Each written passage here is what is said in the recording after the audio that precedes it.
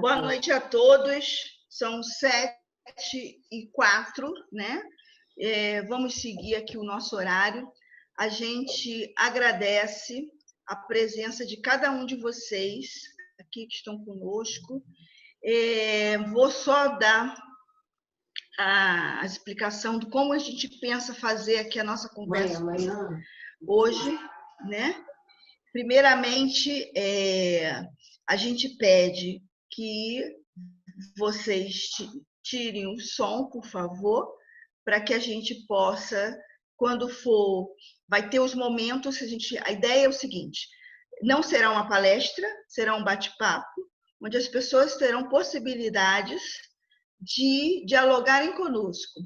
A nossa convidada da noite de hoje é a nossa querida Meire Cristina, que além de ser comissária da Polícia Civil, é também coordenadora de Segurança Pública e Saúde do Trabalhador do IPES, Instituto de Pesquisa, Prevenção e Estudos em Suicídio. Então, a gente agradece a nossa amiga Meire. Já tirou o som aí, Meire? Já tirei. Ok.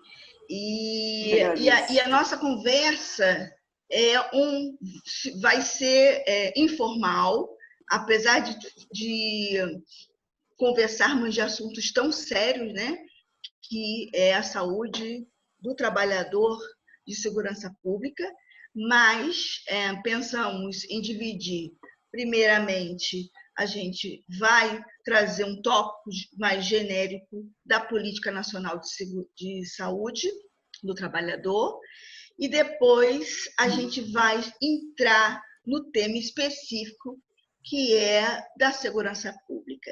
À medida que a gente vai fechando cada bloco de ideias, a gente dá uma pausa e abre para o público. E o público fica à vontade para já se inscrevendo aqui no chat, para que eu vou falar, Caio, perguntas. Tendo perguntas, Meire responde ou eu respondo. Não tendo, a gente passa para o próximo bloco, porque a gente tem pouco tempo e muita coisa para falar e certamente muita coisa para trocar com vocês. Então, mais uma vez, muito obrigada. Em nome do IPES, que a gente agradece a todos vocês pela atenção. E passamos a palavra à nossa convidada da noite de hoje. Obrigada, Miriam. Obrigada, eu que agradeço. Boa noite a todos. Sim, claro, é um prazer estar aqui com vocês. Eu me chamo Meire Cristina, eu sou policial civil, né, e venho nessa trajetória de trabalho, né, desenvolvendo aí o interesse, primeiramente, e depois algumas ações voltadas à saúde do trabalhador, né. É uma oportunidade maravilhosa que a Deise está me proporcionando para falar de um assunto que eu tenho maior afeto e interesse de conhecer um pouco mais, né? E o IPES, agora, a partir desse momento, passa a me dar também uma oportunidade, estando como coordenadora, para poder também estar, de alguma forma, agregando algum conhecimento com os meus colegas aí das instituições afins, né? Então, muito obrigada, Deise, aí por esse momento. Agradeço aí a todos vocês aí por estarem compartilhando conosco aí esse momento tão importante. Então, Meire, a gente falou, né? A gente falou que o primeiro tópico da nossa conversa seria entender, na verdade, será que a gente sabe, ou melhor, será que profissionais de segurança sabem os seus direitos? Sabem o que a legislação assegura enquanto direito à saúde? Será, Meire? Olha, de fato, pela experiência de estudo, todos nós sabemos sim que existem direitos, né? Muitas vezes a gente desconhece onde é que esses direitos estão respaldados. E como pertencer a uma instituição pública, nós sabemos que dentro da administração pública as leis, né, elas formam, na verdade, um embasamento para as nossas ações, né, para as iniciativas dentro do serviço público. Então, e falando um pouco de saúde do trabalhador, embora saibamos que, por conta de um princípio da universalidade todos os trabalhadores têm o direito às ações de saúde e segurança do trabalho, no segmento público, isso ainda carece um pouco mais de implemento, né, de interesse propriamente dito, né? Em relação às instituições de segurança pública, a gente observa muitos movimentos positivos, né? Mas, assim, ações, às vezes, soltas, né? Então, projetos de intervenção também em relação à questão da promoção da saúde, de prevenção, mas nada muito integrado, né? Então, assim, se a gente partir dos dispositivos legais e começar a seguir, de fato, essas ações, a gente vai ter resultados muito melhores de prevenção a acidentes de serviço e de doenças relacionadas com o trabalho. Entendeu? Então, assim, é um direito, sim, que muitos aqui questionam na prática.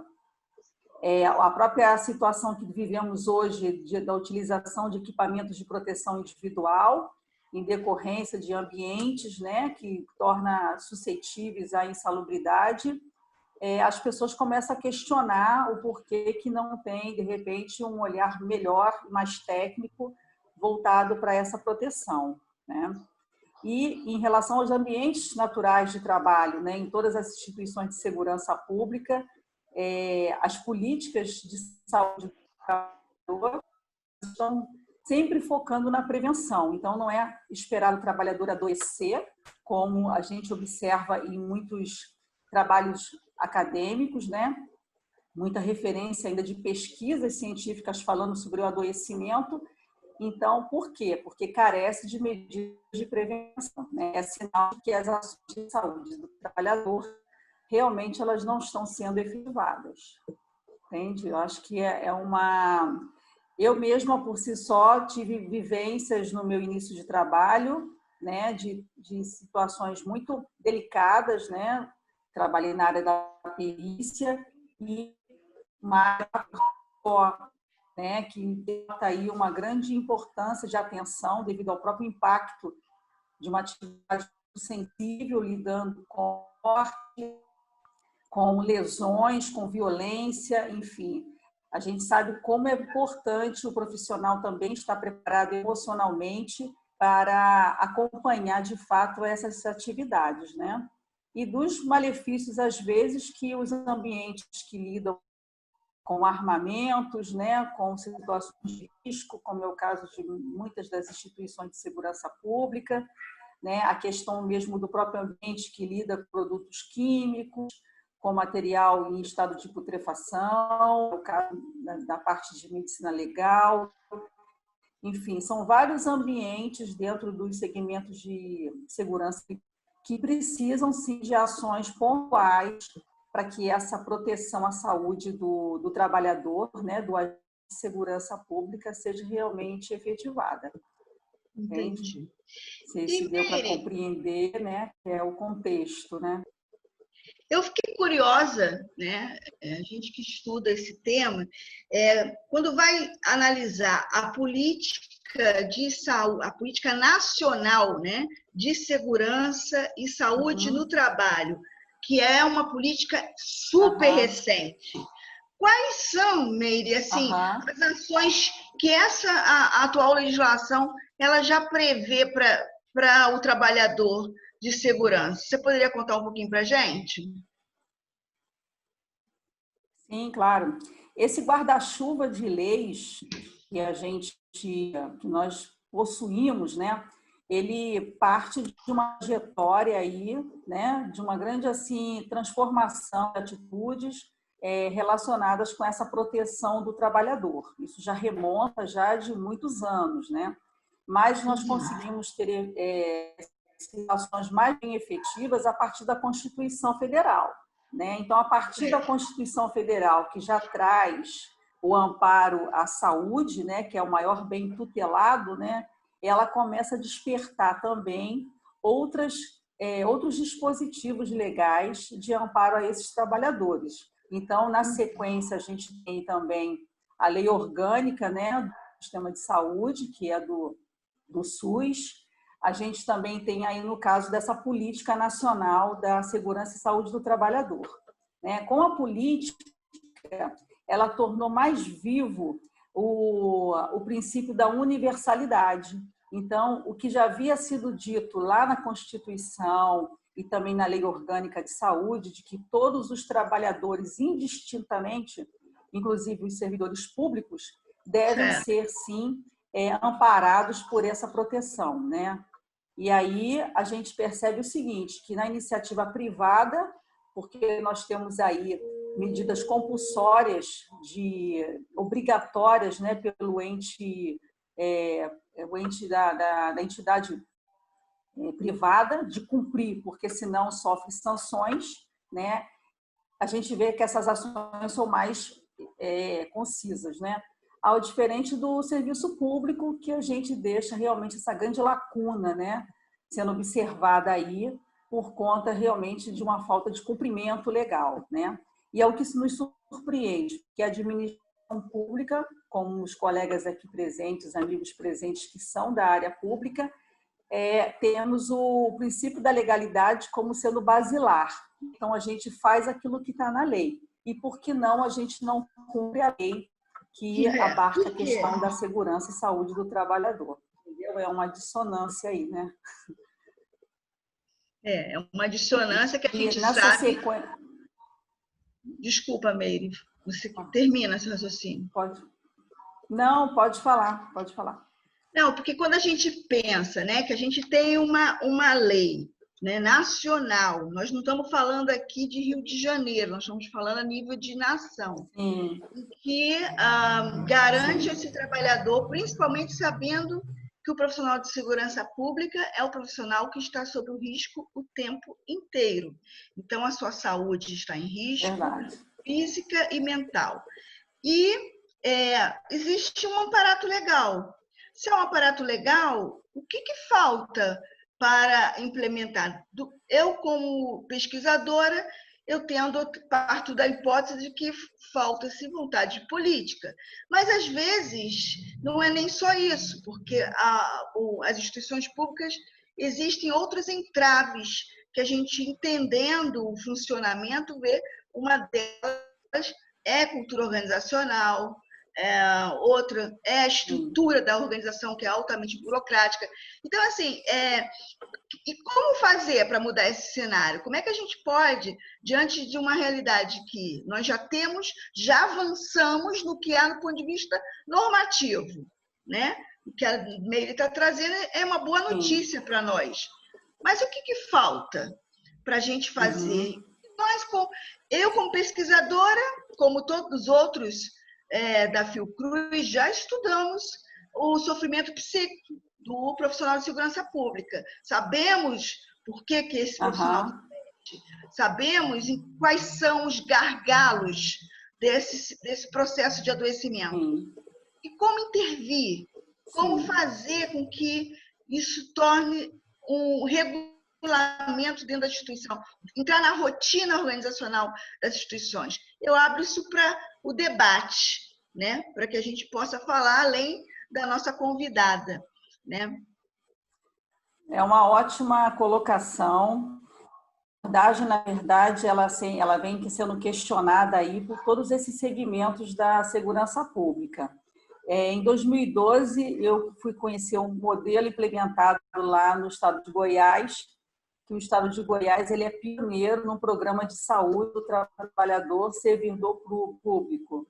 E no estado de Goiás, o estado inteiro está comprometido nessa política, né? Porque antes era um programa e depois se transformou numa política pública, né? E foi importante o papel do poder público lá estadual. Então, o que a gente percebe é que quando as medidas vêm do Poder Executivo, assim, em particular, é como se viesse realmente de cima para baixo, né? E existe também uma previsão orçamentária para essas ações, né? Isso é inegável. Não que eu possa dizer, por exemplo, que se deixa de fazer porque essas ações são muito onerosas, mas é porque o impacto dos danos causados pela ausência de uma política de prevenção é infinitamente maior do que se começasse a iniciar ações preventivas, né?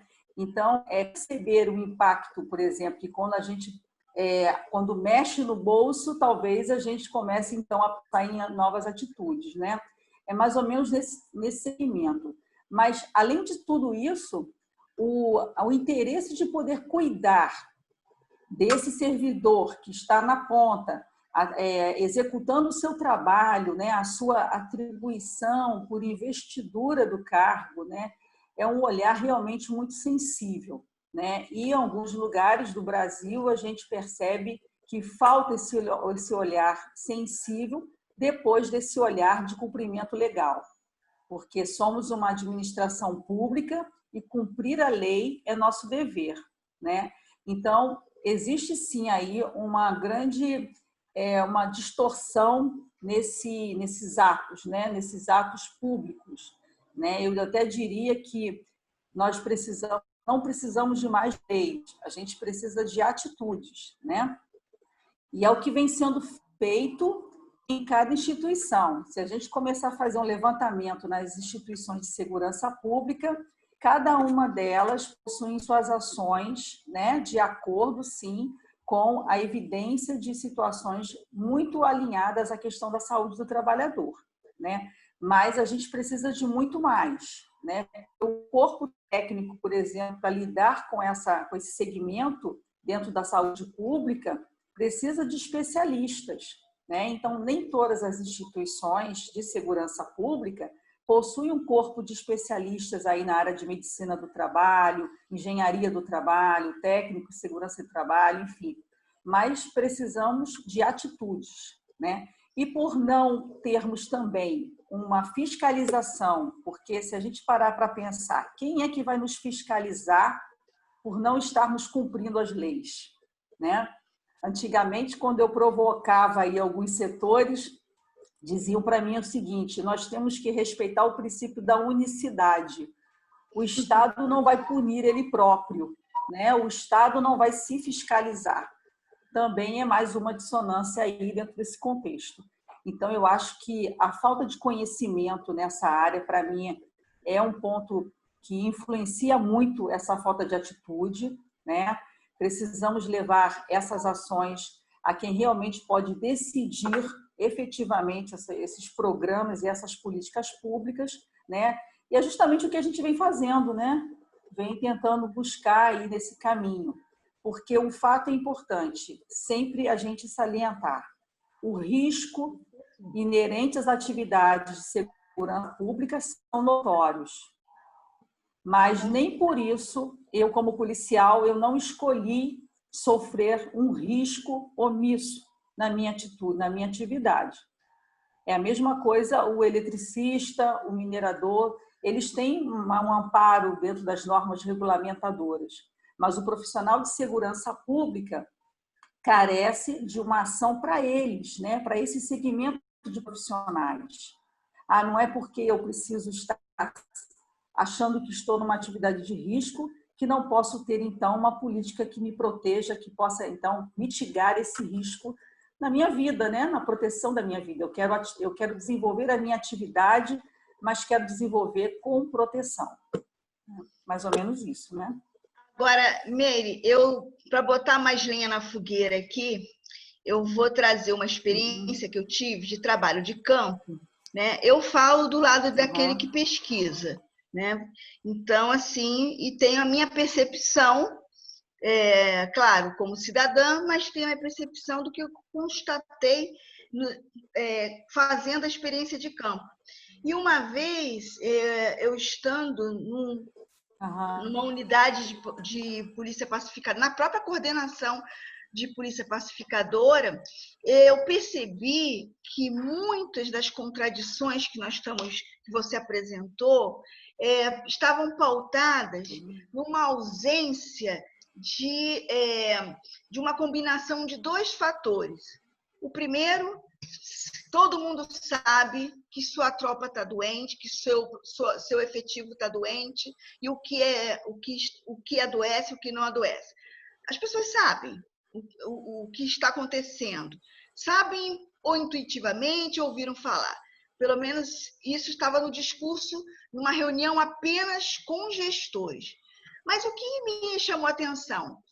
falta um discurso daquele que faz o trabalho da sensibilização do gestor, demonstrar que, uma vez que esse profissional seja alvejado, ou sofreu um acidente, ou adoeceu por problemas ortopédicos, não é só uma questão para ele, enquanto gestor, e para o indivíduo em si, em que ele vai ficar sem poder se locomover, mas também ele vai ficar sem efetivo. Não, tem um impacto no desempenho institucional.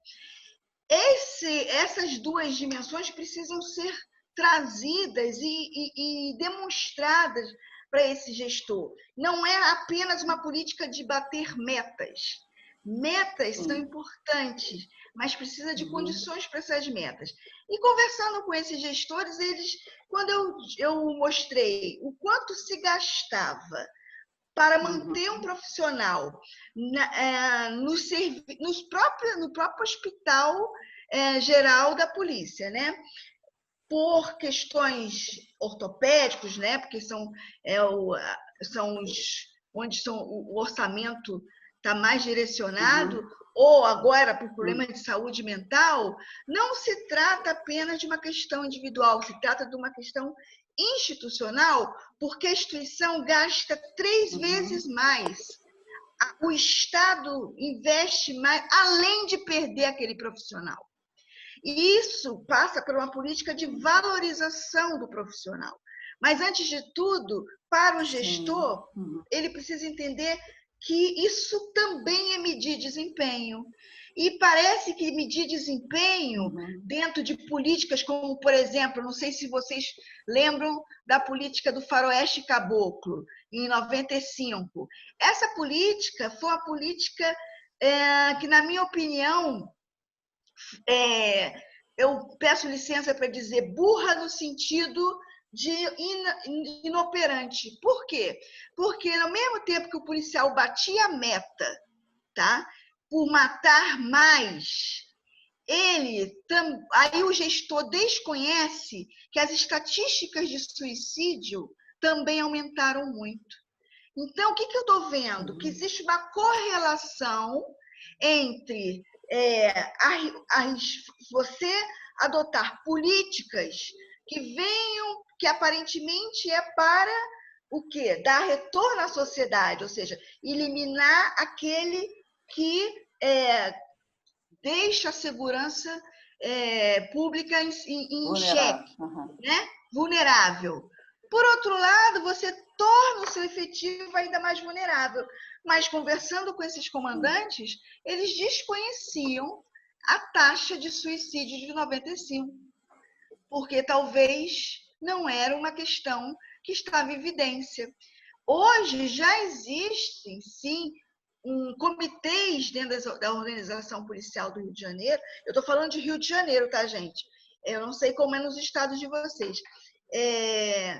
Em que existe um mapeamento de vitimizações, né? Mas é sempre a vitimização, mas não leva em consideração essa dimensão. Qual é a associação entre matar e morrer, né? Qual é a associação entre doença e saúde?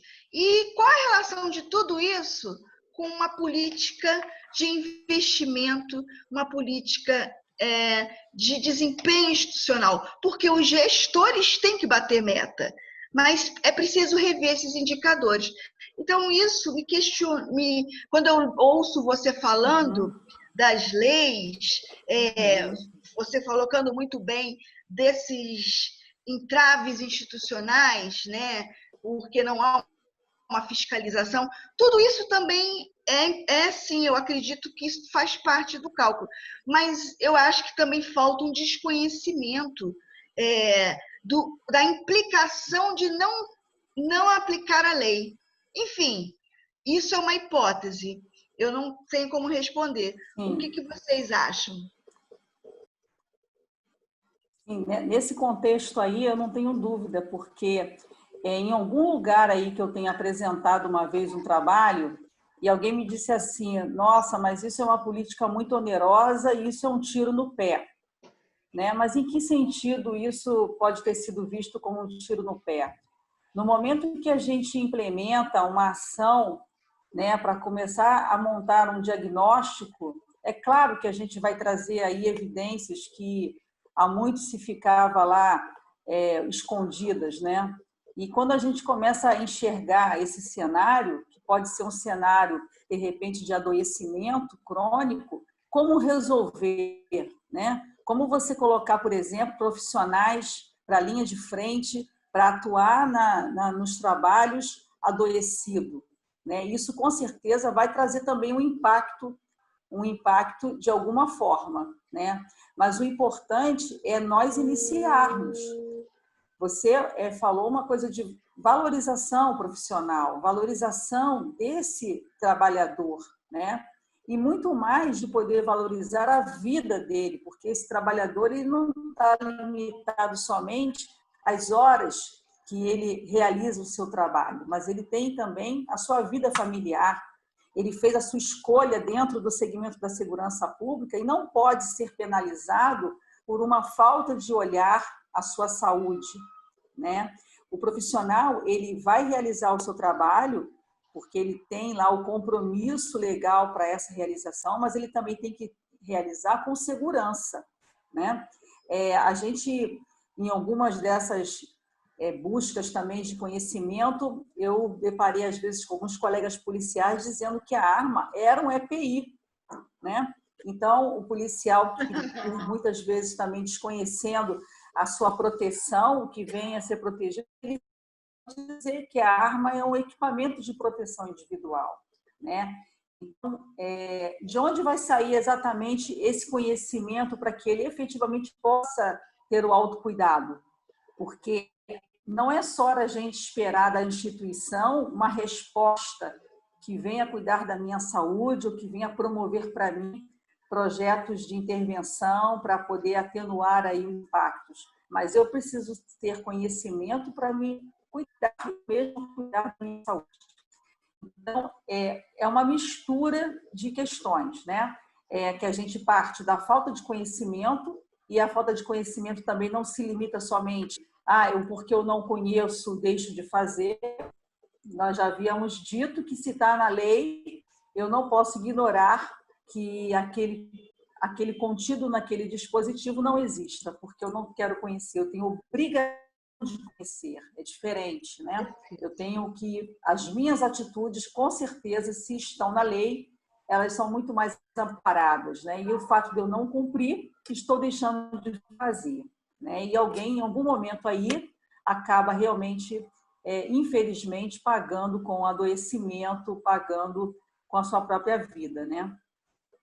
Que é o que a gente evidencia aí nessas pesquisas, nessas experiências aí de todos os colegas. Mas será que ninguém assim do nosso grupo aqui também gostaria de estar compartilhando conosco aí, né? Dentro desse olhar? Eu estou super curiosa, porque nós estamos falando de uma política nacional. Eu tenho os rostinhos aqui que eu sei que estão do Rio de Janeiro, mas eu sei gente que são fora. Como é que é nos estados de vocês? Já existe esse conhecimento dessa política nacional do trabalhador no campo da saúde? Alguém gostaria de falar sobre isso? Esse silêncio significa que não existe, que não tem, ou que ninguém quer falar, por favor? Você quer falar? Escreve no chat. A Jane quer falar, Caio. Tira o som dela, por favor. Pode falar, Jane. Obrigada, boa noite.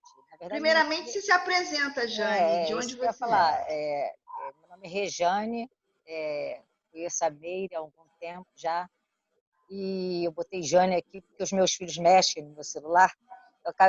Eu saí porque um já estava me chamando aqui, então vocês vão me ver daqui a pouco, vou interromper, criança são gêmeos, tem 7 anos, então daqui a pouco eu estou errando aqui, enfim. Por isso que eu perguntei qual estado. Foi a primeira coisa que eu perguntei. Meu nome é Rejane. Eu hoje, nesse momento, sou aposentada da Polícia Civil pela psiquiatria. atualmente, em função da pandemia, não estou fazendo tratamento regularmente em função de não poder ir, mas eu me trato já na Policlínica do Rio de Janeiro há acho que 4 anos.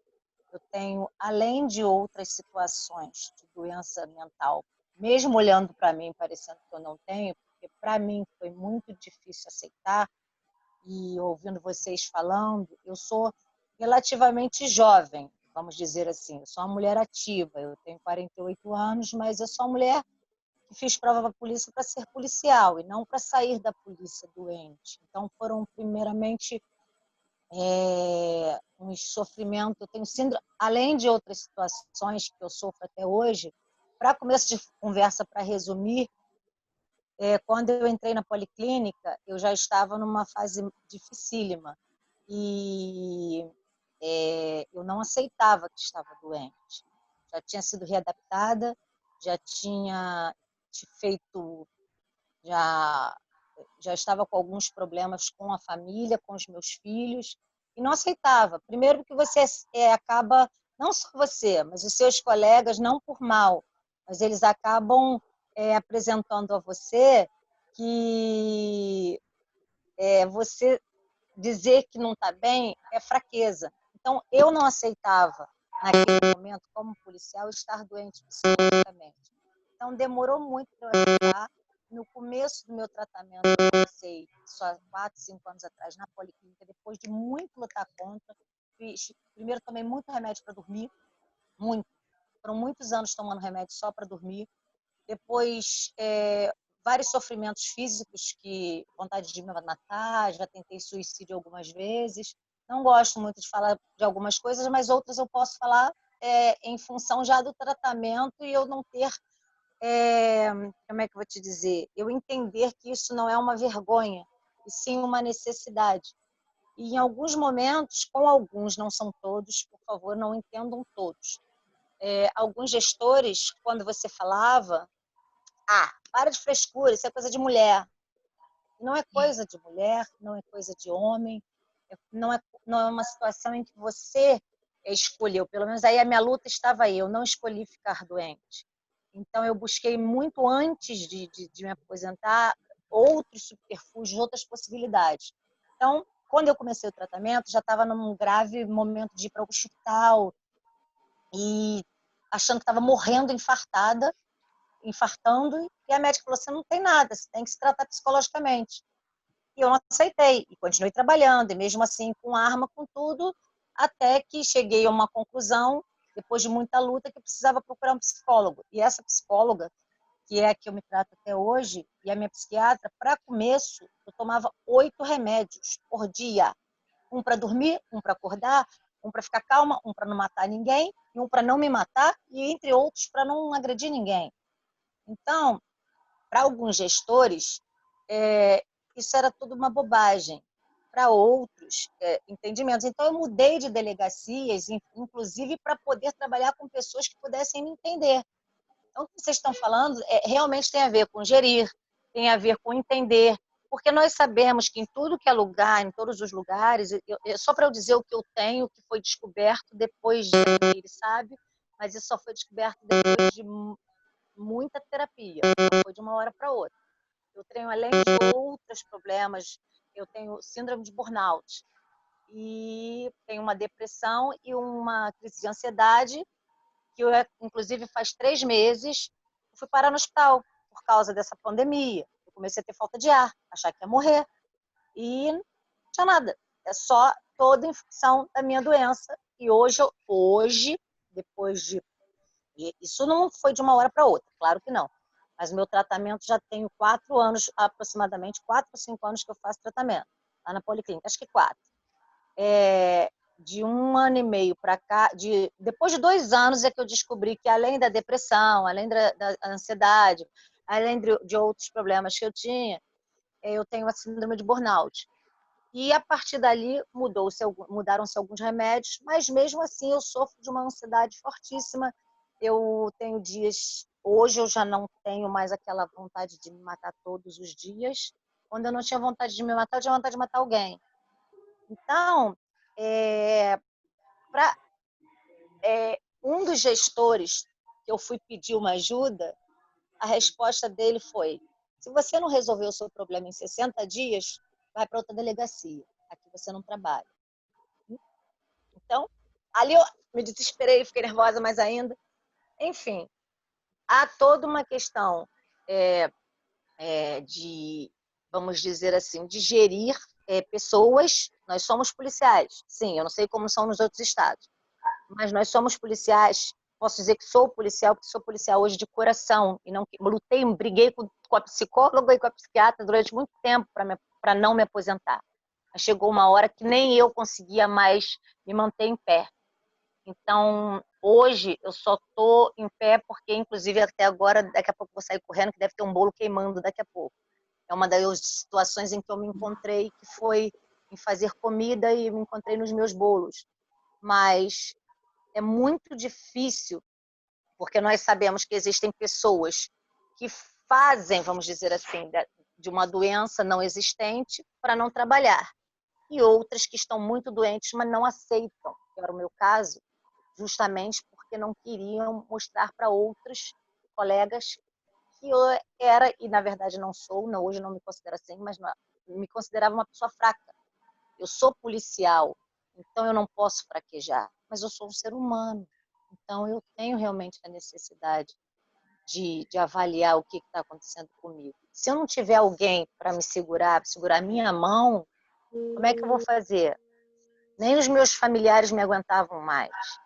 Inclusive, eu morri, minha mãe morreu, e eu quase sem falar com ela, que eu tive uma briga com ela que eu nunca tive na minha vida, porque quase bati na minha mãe, que eu estava numa crise seríssima. É uma situação muito séria, Rejane. A gente acolhe com muito carinho o seu relato, tá? E parabéns pela sua coragem de dividir isso entre todos nós, porque viver e também lidar com essa situação não é fácil. E esse tipo de live é uma live que a gente sabe que vai coletar muitos relatos, mas é para que a gente possa falar, até que a gente consiga mudar comportamento de gestores e, inclusive, de entendimento. Então, assim, é por isso que a gente troca. Então, assim, a gente agradece pelo seu posicionamento, tá? Obrigada. Mas pela Obrigada, questão do... Rejane. Não é fácil não, tá? Falar isso aqui, sabendo que há outros colegas aqui te olhando o teu carão. Não é mole não, mas eu acho que ajuda. Caio, tem um cello, obrigada, né? Rejane. É o Marcelo que gostaria de fazer uma colocação, não é isso? Sim. Está funcionando meu áudio? Estou ouvindo você. Seja bem-vindo. Então, obrigado, professora Deise. Eu sou o tenente-coronel Marcelo Alves, trabalho aqui na Polícia Militar do Estado de São Paulo, e graças à minha formação acadêmica na área de psicologia, a gente tem uma visão um pouco mais completa da problemática, né? Inclusive, lecionando para o pessoal do mestrado aqui em São Paulo, os capitães, né, que vão fazer o curso de aperfeiçoamento de oficiais. Certa vez um menino me perguntou por que às vezes a gente apresentava um tratamento assim, um tanto quanto desumano, né, com relação aos problemas do efetivo, da equipe, né, esse tipo de coisa. E o que eu compartilho com o pessoal é que eu acho que tudo depende do ferramental, sabe, do nível de conhecimento do profissional que está acolhendo o problema, entende? Porque por vezes o gestor ele não recebeu uma formação quanto a como gerenciar um distúrbio psiquiátrico, um transtorno de humor, alguma coisa que ele não conhece e não sabe lidar, entendeu? Então eu acho que a atenção ela passa não só pela estrutura que a gente tem disponível na instituição, como passa pela qualificação do gestor para lidar com esses problemas humanos, entendeu? Porque quando algum policial chega para mim para conversar, eu tenho até a condição de fazer um atendimento emergencial, independente de ser o comandante, de ser o chefe daquela equipe, né?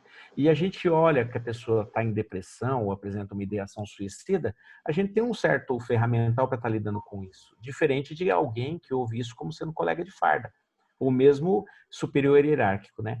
Então, essa visão da gente, que a gente tem do gestor, tem muito gestor que sofre também, por conta de não conseguir trabalhar com esses problemas, entendeu? Eu acho que sofrem dos dois lados. Existe, é claro, por N questões, né, talvez institucionais, quando o supervisor ou superior, ele sabe que aquele efetivo vai acabar faltando para ele fica angustiado, porque ele tem demandas a atender quanto à produtividade, Claro. quanto à redução de índices criminais, né? Então, eu acho que nesse sentido, é entender o problema como uma questão geral. Inclusive, professora Deise, o tenente-coronel Gisleno conversou com a senhora sobre mim, entendeu?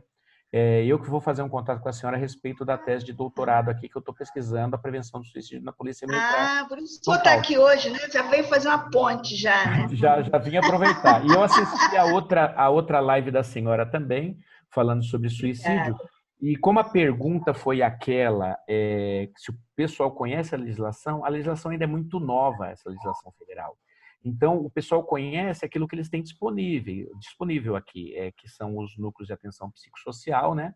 E o centro de atenção psicossocial lá em São Paulo, na capital, né? Eu estou no interior do estado, estou em Marília. Então, quanto à legislação federal, eu acho que ela ainda está muito desconhecida, muito incipiente ainda no nosso meio policial, tá certo? Com certeza. Obrigada pela sua participação. Obrigada. Eu vou deixar aqui meu e-mail para que você, o senhor possa Você, fazer... pelo amor de Deus, poxa. Não, senhor. E eu fico muito feliz de ter um gestor aqui conosco, trazendo o outro lado, porque eu concordo que muitas vezes, eu concordo pela minha experiência lidando com gestores, da inabilidade, da angústia que eles ficam por não saber lidar e por terem o compromisso de ter que bater meta e não sabe colocar. Mas como a colega colocou, a Regiane colocou, às vezes a ignorância também leva a pessoa a ir para um caminho da desumanização, quando você desqualifica o colega da farda, né? É um comportamento de afastamento, né, professora? É um comportamento a gente de negação, vai aprender. afastamento. Sim. Meire, você quer comentar alguma coisa sobre o que o Marcelo colocou? Eu vou deixar meu gostaria, e-mail sim. aqui, viu, Marcelo? Obrigado, professora. Pode falar, Eu gostaria, sim, até em relação ao que o colega de São Paulo aí nos relatou, que realmente isso deve acontecer muito, né, nas instituições de segurança. E isso nos chama atenção porque, às vezes, esse conhecimento, né, ele fica sempre omisso diante da própria política de segurança pública estabelecida nos estados, né? Eu participei de alguma coisa quando eu trabalhei na Secretaria de Segurança aqui no Rio de Janeiro e pude perceber que dentro daquela série de definições, né, de situações de desempenho, de metas a serem cumpridas, ficava ali um espaço bem pequenininho voltado para a valorização profissional, quiçá em relação à própria questão da saúde, né? Então, a gente precisa, sim, remodelar melhor também essas políticas de segurança pública e colocar o profissional como centro, né? Também de todo esse desempenho. A gente precisa estar enxergando isso através das próprias políticas de segurança pública, porque se a gente não consegue valorizar esse profissional, como vai esperar dele, então, que essas metas sejam batidas, o desempenho seja produtivo, enfim, né? E que realmente a gente tenha aí êxito nesses resultados. Então, precisa ter também essa atenção aí nesse segmento.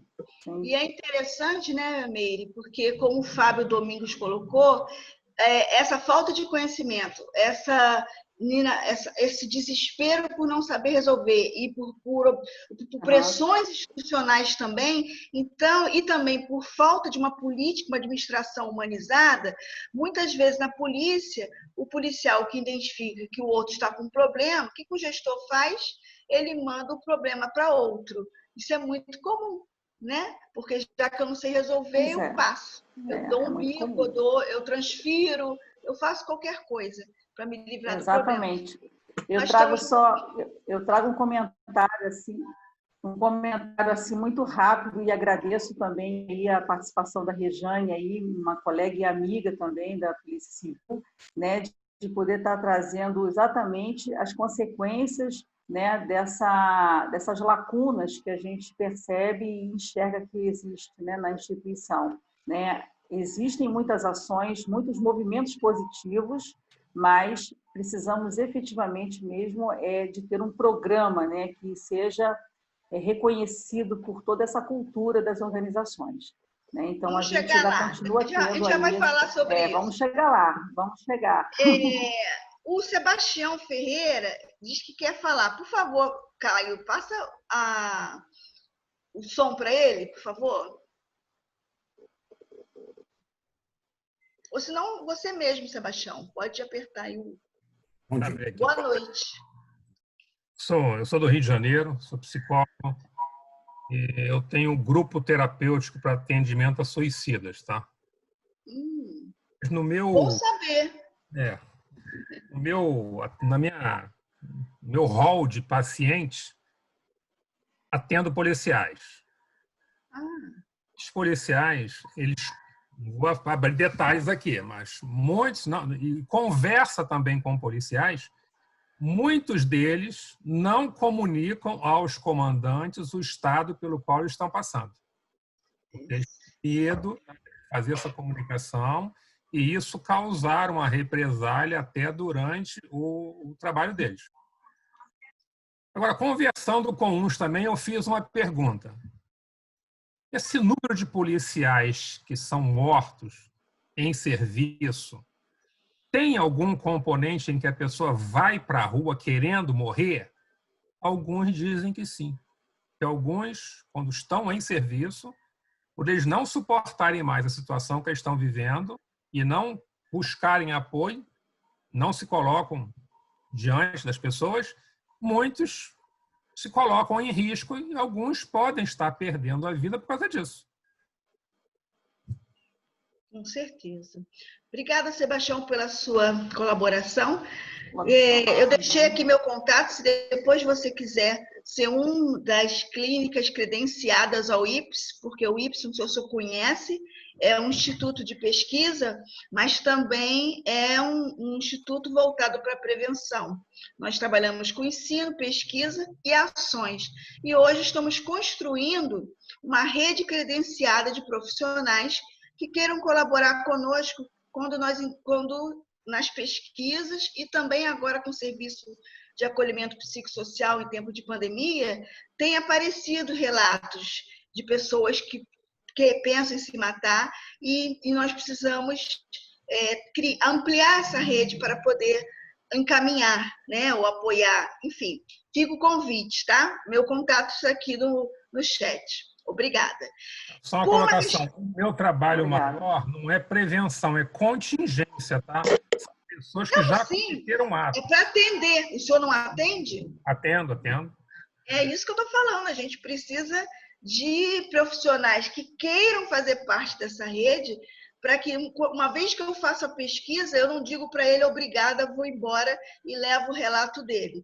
Eu preciso contar com a ajuda de profissionais de saúde que eu possa dizer, olha, aquele profissional ele vai poder conversar com você. Por isso, criarmos uma rede credenciada. Enfim, em outro momento a gente conversa melhor. Muito obrigada, tá? Obrigado. Vamos continuar aqui o nosso papo falando, dando continuidade, porque nosso tempo está curto e nós já estamos quase chegando ao fim e não falamos do mais importante, que são as leis.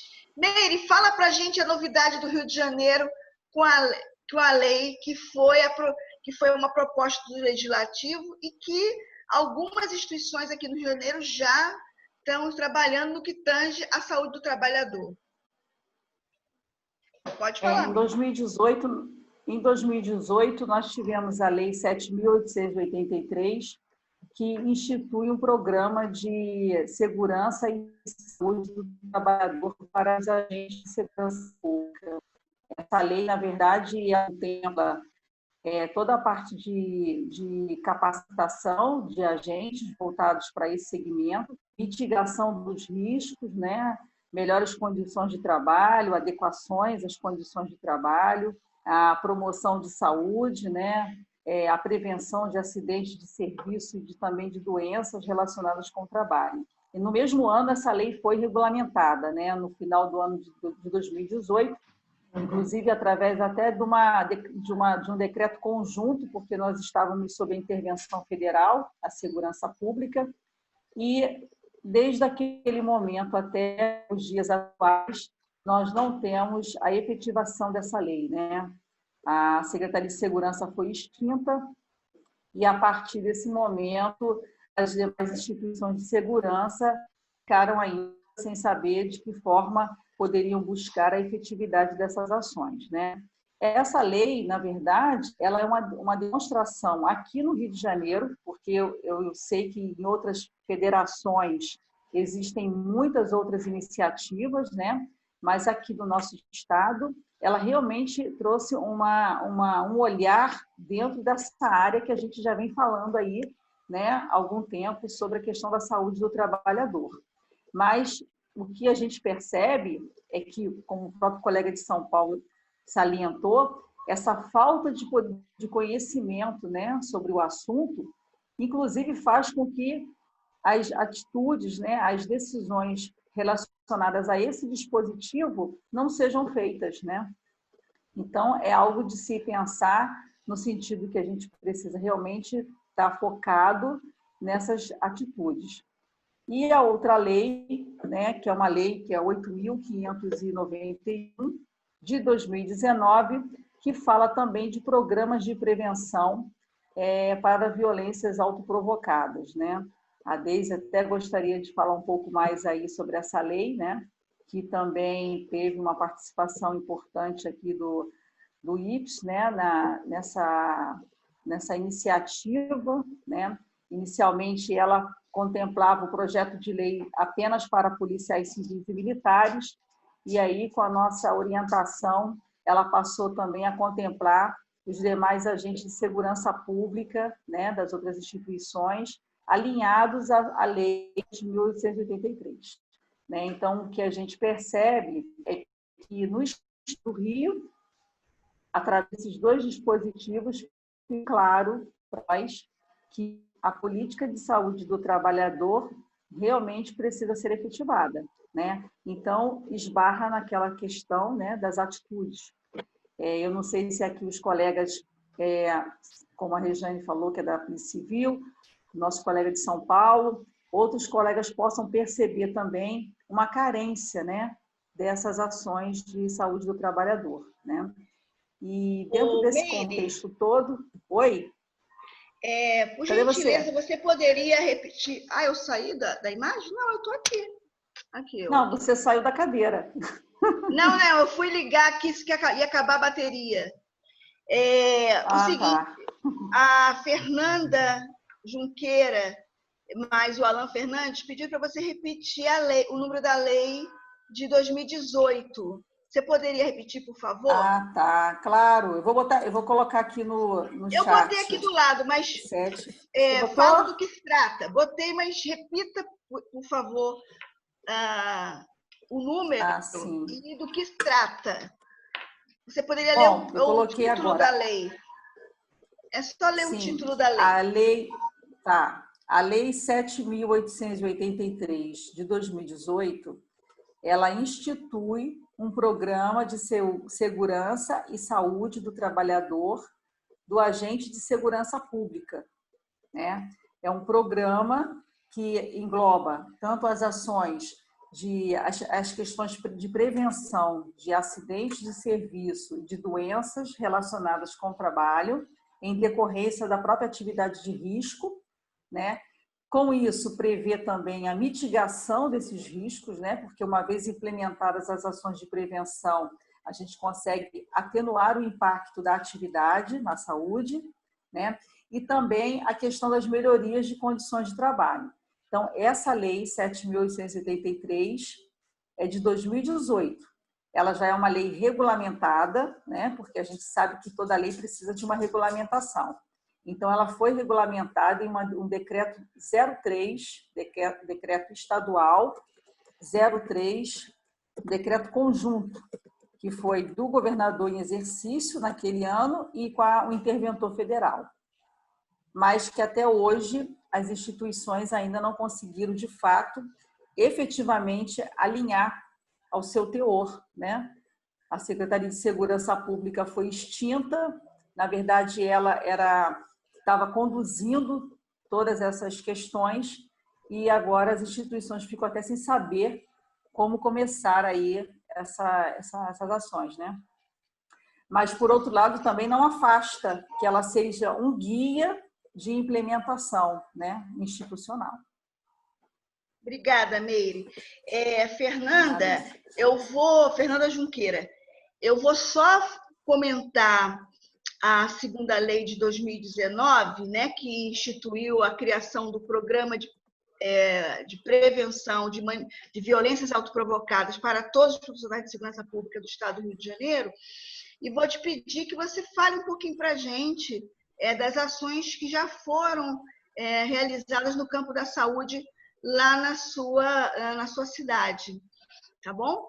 Mas antes eu queria, vou ver se agora eu acerto, eu queria compartilhar com vocês o artigo 7 e o artigo 8 dessa lei, né, que é fundamental para a gente entender o que é possível ser feito no que tange à prevenção das violências autoprovocadas. Traduzindo, violência autoprovocada são desde suicídios consumados, comportamento autolesivo sem intenção suicida, tentativas de suicídio. Esse tipo de violência pode e deve ser tomado como um problema institucional. E mais do que isso, já existe esta lei que permite que cada instituição, pelo menos no Rio de Janeiro, desenvolva o seu próprio programa. Como a gente sabe que isso é muito complexo, a gente sabe, por exemplo, São Paulo tem um programa de prevenção de manifestações suicidas, né? O colega que deve conhecer, mas o que nós propusemos como consultores da deputada que foi responsável por essa lei foi focar num serviço de acolhimento emergencial, que engloba várias ações que são pontuais, mas que juntas podem, uma vez, reduzir o dano, né? A lei é 8.591, tá? Que é de 29 de outubro de 2019, que dispõe da criação do programa de prevenção das violências autoprovocadas ou autoinfligidas, com a finalidade de atender e capacitar o policial civil, o policial militar, o bombeiro, o inspetor prisional, o agente de departamento geral de ações socioeducativas, DEGASE, no âmbito do Estado do Rio de Janeiro. Para isso, o que é possível? É possível fazer esse tipo de trabalho? Claro que sim. Então, assim, eu agora preciso, me dar licença, fazer uma propaganda. Nesse trabalho aqui que a gente desenvolveu, tem o último capítulo, 6, onde nós desenvolvemos um conceito chamado de prevenção integrada. O que é prevenção integrada? A prevenção integrada implica não só tratar a saúde mental como um problema individual, ou do médico, ou do profissional de saúde. É um trabalho que precisa ser desenvolvido como organização, é uma responsabilidade organizacional, porque envolve desde um preparo de uma gestão humanizada, de um treinamento dos profissionais de saúde, até mesmo dos profissionais que estão na ponta, que são os multiplicadores, investimento na produção de conhecimento, palestras de sensibilização, treinar o gestor para ter um olhar diferenciado, investir nas condições físicas, como o próprio colete, no armamento, né? Enfim, são vários segmentos, e principalmente na formação, porque é preciso mudar uma forma de pensar. Quando isso for possível, trabalhar de forma integrada, a gente pode fazer o que foi proposto aqui neste programa, que é o Serviço de Acolhimento Emergencial.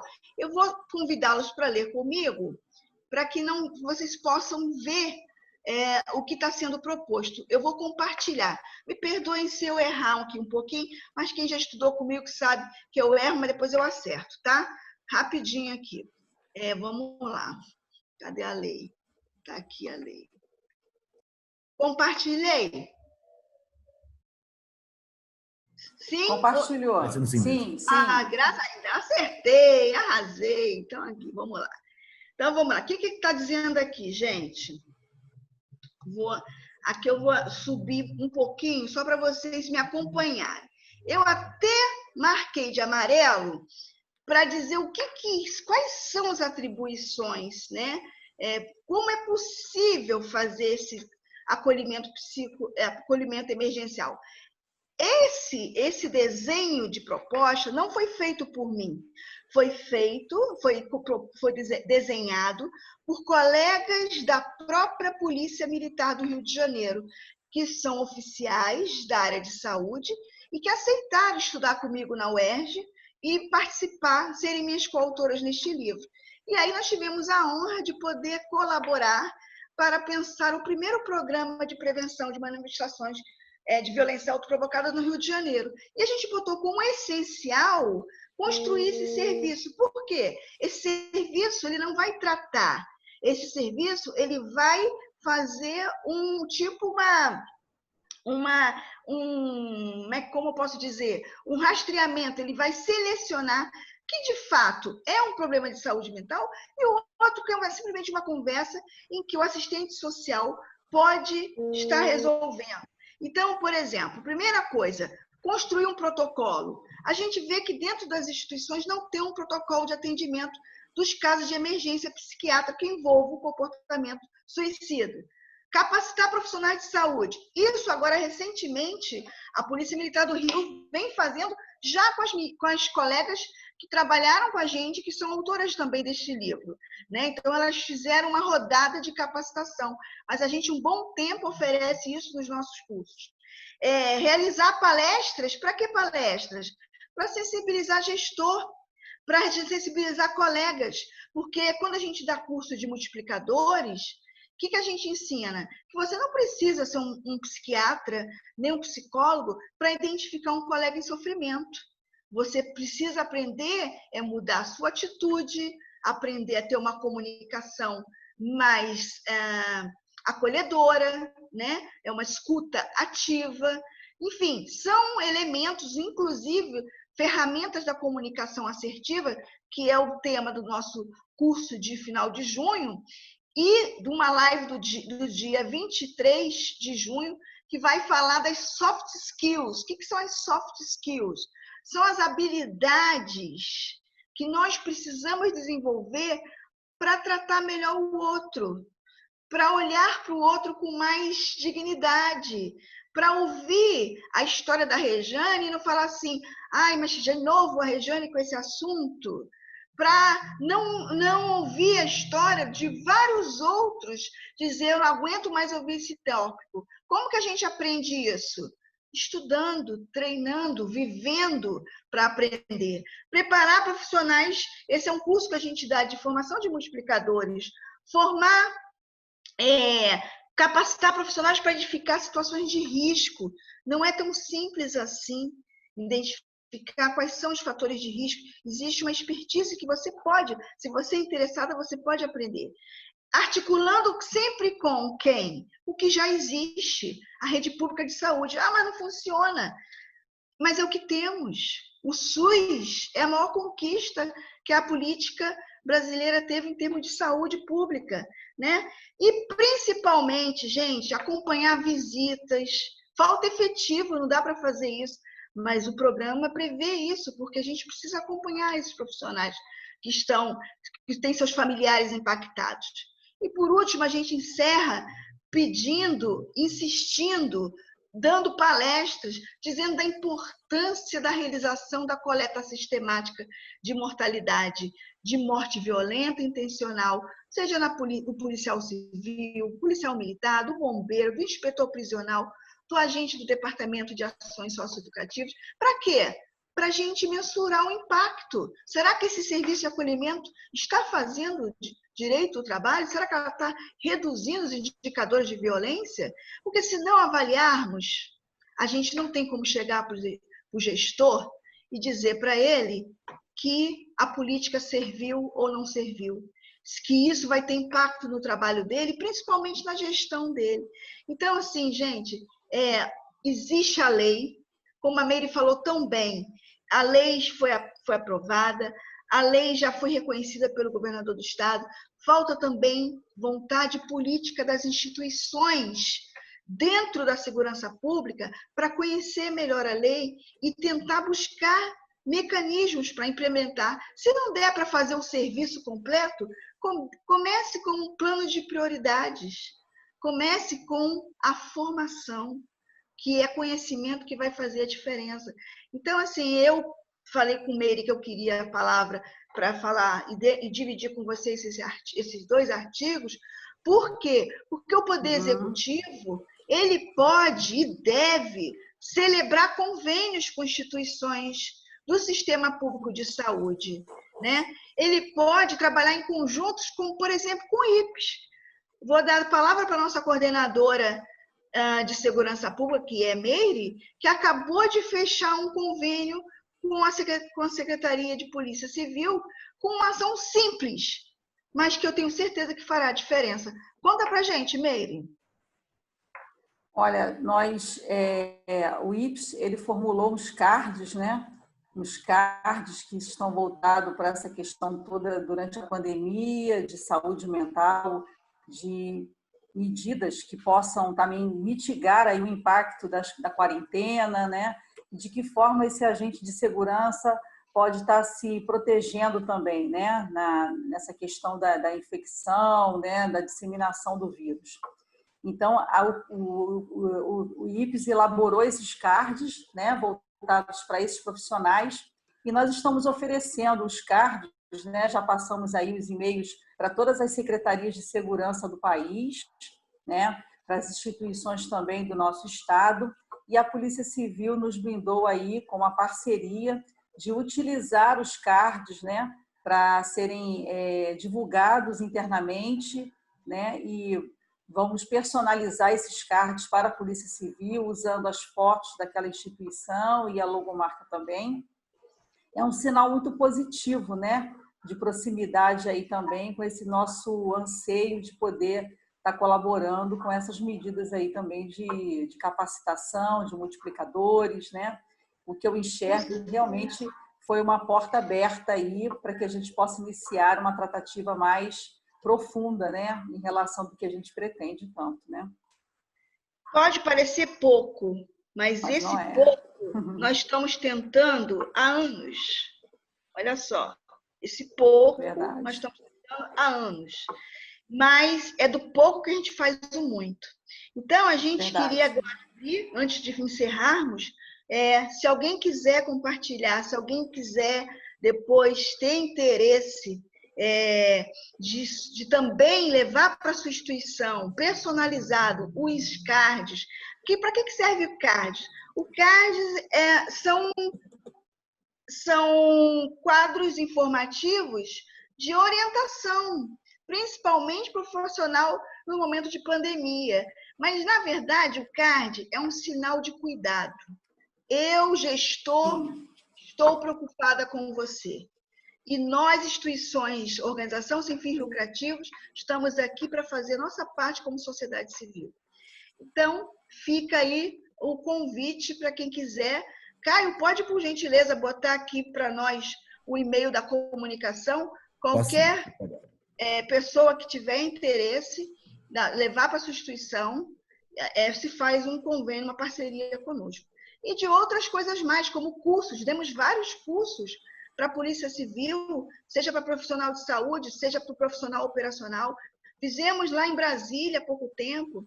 E assim a gente tem que ir trocando, porque é assim que a gente vai, universidade, instituição de ensino e pesquisa, para colaborar também.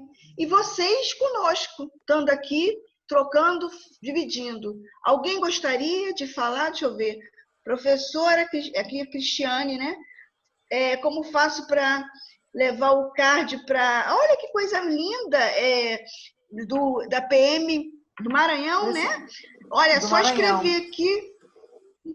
Eu coloquei meu e-mail aqui da coordenação. Escreve, por favor, da coordenação de segurança pública e também de comunicação, porque às vezes um vê primeiro, outro vê depois, tá? A ideia, viu, Cristiane, Ótimo. é que a gente use as fotos e os elementos, os símbolos, que o teu profissional se identifique, para que ele se sinta pertencer, tá? Então, e é gratuito, porque isso faz parte do nosso compromisso. O que a gente cobra são os custos, porque senão a gente fecha o IPS, porque não tem como pagar a luz. Mas o resto a gente tenta fazer da melhor forma possível. Tudo que for conhecimento a gente compartilha, tá bom? Eu estou vendo aqui mais a Gabriela, né, que é psicóloga do estado de vitimização, também tem muito interesse. Conheci a página há pouco tempo. Seja bem-vinda, Gabriela, que você possa estar mais com a gente, viu? Nós vamos ter o site, porque, para quem não sabe, nós éramos um grupo de estudo e pesquisa lá na UERJ. Eu trabalhava na UERJ como professora e me desafiei em ser agora, além de professora, ser uma gestora da valorização da vida, né, na produção do conhecimento, cooperando com as instituições. Tá? Então, assim, depois da pandemia, tá todo mundo convidado para conhecer o IPES, que tem estrutura física, é lá na Tijuca, né? na Conde do Bonfim, 615, sala 205. Mas com a pandemia, nós inauguramos dia 3 e tivemos que fechar dia 15. Mas tudo bem, vai passar. Alguém mais gostaria de trazer, compartilhar alguma experiência, algum comentário? Porque senão, por hora da carruagem, a gente precisa fechar. Alguém mais? Ou fale agora, ou se cale para sempre. Enquanto isso, eu vou agradecendo. Eu vou agradecendo também, agradecendo aí a participação de todos. Nós sempre acreditamos que tudo começa, uma longa caminhada com o primeiro passo. E o que nós estamos fazendo aqui não só plantando essa semente, porque a semente foi plantada, né? Mas a gente está percebendo aí que ela está gerando, está nascendo, e tenho certeza que vai crescer.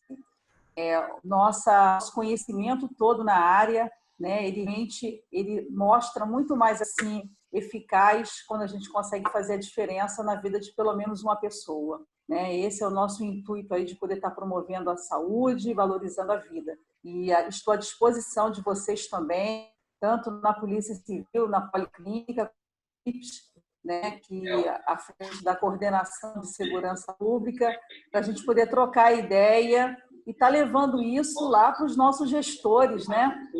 Lá do topo da pirâmide, né? Com essa sensibilização toda, por que não? Para a gente virar essa página aí para o que foi de melhor, tá? Muito obrigada aí a Deise também por essa oportunidade. Agradeço muito. Já está acabando. A Rejane, alguém tirou o som. Hernani, você quer falar? Não, eu estava querendo saber... Então, tira o som, por favor. Peraí. Por favor. Fala, Rejane, você gostaria? Eu só quero perguntar se vamos ter outras lives. Eu vou falar sobre isso agora. Olha, anotem, por favor, mas já está no Facebook, tá? Por favor, quem tiver ligado, que desligue, porque senão dá... Caio, interrompe geral, por favor, senão eu não consigo. Por favor.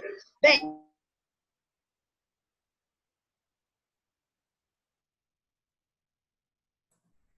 Um segundo, Deise, espera aí, que você está muda. Não estou ouvindo a Deise. Já vou abrir o som da Deise, que eu fechei de todo mundo.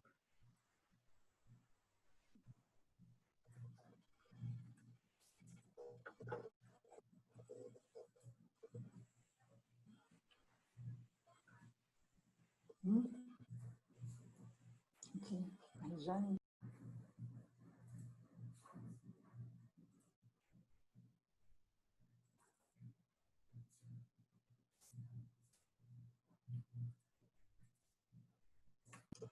Desculpa, muito obrigada.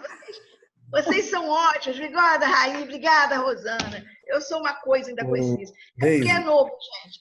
Deise, você ficou muda aí durante um tempo, tá? Só para comunicar. Estou entendendo. Gente, olha só. Esse período de junho, começou em maio. De maio até setembro, nós vamos estar oferecendo gratuitamente uma agenda de lives e palestras. Agora, a próxima será dia 13. Como o psicólogo pode gerenciar comportamento de risco durante desastres? Isso é muito importante para psicólogos que trabalham no corpo de bombeiro e trabalham em situação de risco. Nós temos uma especialista que foi por muitos anos coordenadora da psicologia da Cruz Vermelha do Rio de Janeiro. Ela vai fazer uma live falando juntamente com uma capitã do BOP que faz operação de risco com suicidas, tá? Que é a Alexandra, que é a nossa coordenadora de saúde mental. Depois, dia 17, nós temos uma palestra com uma convidada socióloga chamada Eliane Maciel, que há 30 anos estuda o fortalecimento de habilidades socioemocionais em períodos de vulnerabilidade. É interessante o trabalho dela, porque ela vai trazer uma literatura que está sendo super usada no mundo corporativo, que é sobre as empresas estão priorizando ter soft skills e menos conhecimento cognitivo. Por quê? Porque pessoas que sabem respeitar o outro, que sabem se calar, que sabem fazer uma comunicação assertiva, que sabe se posicionar de uma forma respeitosa, vale muito mais do que alguém muito conflitivo. E isso, para uma empresa, para uma organização, tem um efeito muito danoso. Pode parecer óbvio, mas a gente sabe que existe uma literatura muito importante sobre isso, que já fizemos uma live mês passado sobre o Collin, o autor responsável por esse trabalho como comunicação não violenta e assertiva. E agora vamos ter com essa profissional, tá? Trazendo outras possibilidades, outros contextos. Depois, no dia 30/6, eu vou fazer, junto com uma colega que está aqui presente, que começou comigo lá na UERJ, né, trabalhando como pesquisadora, assistente, e hoje ela é minha colega de trabalho, que é Fernanda Novaes. Por favor, Fernanda, se apresente. Ela faz pós-doutorado lá no NEV, em São Paulo, e é especialista também em segurança pública, sendo socióloga. Fernanda, aparece, Fernanda. Vocês têm medo da câmera, que coisa horrível. Mas, enfim, dê uma boa noite para as pessoas. Cadê a Fernandinha? Olá, gente. Ela é socióloga especialista, fez uma tese sobre polícia e dependência química, mas não é sobre esse tema que a gente vai falar. Não, mas isso vai ser... a live que nós vamos fazer juntas vai ser em julho. A que nós vamos fazer junto agora em junho vai falar sobre o suicídio policial, mas não do suicídio em si. Nós vamos falar das armadilhas, das ferramentas, dos caminhos mais interessantes que um pesquisador trilha para construir uma pesquisa como essa. Então, nós vamos fazer uma construção de teia de retalhos, que eu adorei quando a professora Cecília Minari falou, o seu livro é uma reunião de teia de retalhos que fez sentido, porque foi muito difícil. Então, eu vou falar de técnicas de pesquisa, né? A Fernanda também vai contribuir, porque a Fernanda trabalha comigo, pelo menos trabalhou bastante tempo comigo, com o suicídio policial, e agora ela tem a pesquisa dela, porque agora ela ficou independente, né, Fernanda? Agora ela é doutora lá de São Paulo. Quer falar uma coisinha, Fernanda? Rapidinho, agradecer a live, foi muito bom. É um orgulho ouvir vocês duas falar, duas pessoas que me ensinaram muito nessa trajetória, e instigar todo mundo a participar da pesquisa, dessa live do dia 30. foi onde eu comecei a me interessar pelo tema. A gente fez um longuíssimo, o da Deise ainda mais longo que o meu, percurso para poder fazer essa pesquisa, e eu acho que, sem falsa modéstia, eu acho que essa pesquisa influenciou muitas coisas que aconteceram depois no tema, inclusive essa lei que foi tratada na live de hoje. Então, eu acho que é muito importante tudo isso que o IPS está fazendo. Eu tenho um orgulho enorme de participar dessa história com a Deise e com a Meire. E é isso. Dia 30 podemos falar um pouco mais sobre isso, contar para vocês quais foram as dificuldades e possibilidades que a gente encontrou no caminho. Obrigada, Fernanda. Bom, obrigada. Gente, já estamos terminando. Então, essas são as lives do mês de junho. Mas o mais importante, nós temos 2 cursos abertos, tá? Também para junho. Eu peço, por favor, divulguem nossos cursos, porque nossos cursos são importantes para a sobrevivência do nosso trabalho, que é o curso da própria professora Fátima, que é psicóloga e é especialista em desastre, psicologia de desastre, que é desastre e comportamento suicida. Será dia 18 e 25 de junho, tá? Às 14 às 18 horas. E no final do mês de junho, nós temos a comunicação assertiva e comunicação não violenta, ensinando a melhorar nossas relações interpessoais dentro e fora do trabalho, com a profissional Cláudia Mourão, que também trabalha conosco. E no final do mês de julho, eu vou dar de novo o curso para quem estiver aqui interessado e que não participou. Aqui tem algumas pessoas, como Rosane, Raí, que me deram a honra de ter participado do curso. Bota aí o dedinho mostrando que valeu a pena. Então, gente... esqueci, a Meire também participou. Gente, divulguem esse trabalho. Desculpem, tá? Mais uma vez, a gente agradece. Toda essa programação está no nosso Facebook e esperamos que até o final desse junho já tenhamos lançado o nosso site, que ainda não foi lançado por questões de design, esse negócio aí que leva tempo, né? Mas vai dar certo. Mais uma vez, muito obrigada. Deus quiser. É um prazer aprender com vocês e receber vocês aqui na nossa casa, porque agora é a nossa casa virtual, é esse espaço. Um grande abraço. Boa noite, gente. Até a próxima live. Boa noite para vocês também. Será Muito obrigada também. dia 13. Boa noite.